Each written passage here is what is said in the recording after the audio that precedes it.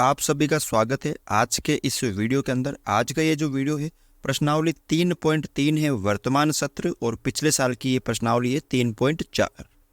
ठीक है, तो यहाँ पे इसका दूसरा क्वेश्चन है कि ये जो समस्या दे रखी है इनको पढ़कर दो आपको रैखिक समीकरण बनाने हैं और उसको विलोपन विधि से क्या करना है, सरल करना है। पहले तो इसको समझो कि किराए पर पुस्तकें देने वाले एक पुस्तकालय का प्रथम 3 दिनों का एक नियत किराया है। यानी एक किराए पर पुस्तकें देने वाली एक पुस्तकालय, उसका पहले 3 दिनों का पहला दिन, दूसरा दिन और तीसरे दिन, अगर आप 3 दिनों तक किताबें लेके जाते हो तो उसका एक फिक्स किराया है। ठीक है, मान लीजिए 50 रुपये, कुछ भी हो सकता है 3 दिन तक का। अगर आप 3 दिन तक किताबें रखोगे अपने पास तो उसका एक फिक्स किराया है। ठीक है, 1 दिन रखोगे तो भी वही है, 2 दिन रखोगे तो भी वही है, 3 दिन तक उसका फिक्स किराया जो भी है। लेकिन अगर आप जैसे चौथे दिन ले गए तो उसका एक अलग चार्ज होगा, हर प्रत्येक दिन का एक अलग चार्ज होगा। ठीक है, और तथा उसके बाद प्रत्येक अतिरिक्त दिन का अलग किराया लगेगा, प्रत्येक अलग दिन का अलग किराया होगा। ठीक है, मान लीजिए फिक्स होगा, दिन का भी होगा, लेकिन 3 दिनों का एक फिक्स है। चाहे 3 दिनों का 50 रुपये का भी हो सकता है, 100 रुपये का भी हो सकता है, लेकिन उसके बाद पर डे के हिसाब से काउंटिंग होगा। मान लीजिए आपने जो किताबें लेके गए 5 दिन का, तो पहले 3 दिन का जुड़ेगा, उसके बाद चौथे दिन का अलग और 5वें दिन का अलग जुड़ेगा। ठीक है ना। और सरिता ने 7 दिनों तक एक पुस्तक रखने के लिए 27 रुपये अदा किए, जबकि सुशी ने एक पुस्तक 5 दिनों तक रखने के लिए 21 रुपये अदा किए। तो नियत किराया तथा प्रत्येक अतिरिक्त दिन का किराया ज्ञात कीजिए। तो यहाँ पे एक तो नियत किराया यानी 3 दिन का जो किराया है वो निकालना है, और उसके अलावा जो किराया है अतिरिक्त दिन का किराया वो निकालना है। तो यहाँ पे दे नहीं रखा है तो आपको मानना है। क्या मानना है?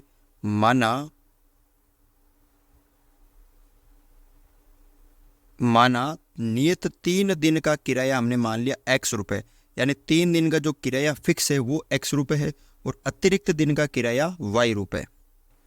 अतिरिक्त दिन का किराया क्या हो जाएगा? y रुपए। अब यहाँ पे 2 शर्तें बन रही है। पहली तो किसके लिए बन रही है? सरिता के लिए, और दूसरी सुशी के लिए। तो पहली शर्त देखो, सरिता ने 7 दिन तक पुस्तकें ली। तो देखो समझो, यहाँ पे सरिता ने 7 दिनों तक ली थी। तो ये पहला दिन, दूसरा, तीसरा, 3 दिन हो गए। फिर ये चौथा दिन, 5वां, 6ठा और 7वां दिन। तो जो 3 दिनों का तो फिक्स किराया है, 3 दिनों का तो फिक्स किराया है, फिर प्रत्येक दिन का अलग अलग जुड़ेगा। तो यहाँ पे देखो समीकरण कैसे बनेगा। 3 दिन का फिक्स किराया वो कितना हमने माना था? x रुपये, ये तो फिक्स है। फिर प्लस अब अगले दिन का कितने दिन बच गए? टोटल 7 दिन में से 3 दिन चले गए। फिर प्रति दिन का अलग किराया, मान लीजिए 5 रुपये, वो तो बराबर है। मान लीजिए 5 रुपये अगर बराबर है तो बराबर ही होगा। तो मान लीजिए 5 रुपये, 5, 5, 5, तो 5 चौक 20 रुपये अलग होगा। अब हमने यहाँ पे क्या माना था? 1 दिन का y रुपये माना था। तो कितने दिन बच गए? 4 दिन बच गए ना। तो 4 × y बराबर कुल उसने कितने रुपए अदा किए थे? टोटल 27 रुपये। तो ये हो गया आपका समीकरण नंबर 1। इसी तरह सुशी ने एक पुस्तक 5 दिनों तक, कितने दिनों तक? 5 दिनों तक। तो 1, 2 और 3, 4 और 5, तो 3 दिनों का फिक्स किराया है, ये रहा। प्लस अब अगले 2 दिन का किराया पता नहीं, तो 2 × y बराबर कितना दिया? 21 रुपये। तो ये हो गया समीकरण नंबर 2। अब इन दोनों समीकरण को क्या करना है? विलोपन विधि से सरल करना है। देखो विलोपन विधि के लिए क्या करते हैं हम? उनके जो गुणांक होते हैं, चर राशि, चाहे x हो चाहे y हो, उनको बराबर करते हैं। तो यहाँ पे x बराबर ऑलरेडी है आपके, तो बराबर करने की ज़रूरत नहीं है। अब क्या करेंगे? इनको घटाएंगे या जोड़ेंगे। तो घटाने के लिए देखो, इसका भी प्लस है, इसका भी प्लस है, तो इसका मतलब इनको घटाएंगे। तो समीकरण 2 में से 1 को घटा दो, या 1 में से 2 को घटा दो, जैसी आपकी इच्छा हो। ठीक है, तो आपको लिखना है यहाँ पर, तो आपको लिखना है समीकरण 1 में से समीकरण 2 को घटाने पर। अब समीकरण 1 क्या है? x + 4y = 27, और समीकरण 2 क्या है? x + 2y = 21। अब इनको घटाना है, तो घटाने के लिए हम क्या करते हैं? चिन्ह चेंज करते हैं ना। तो पहले यहाँ पे इसको इस तरह लाइन खींचनी है, उसके बाद चिन्ह चेंज करेंगे। ये माइनस का हो जाएगा, ये भी माइनस का हो जाएगा, और ये भी माइनस का।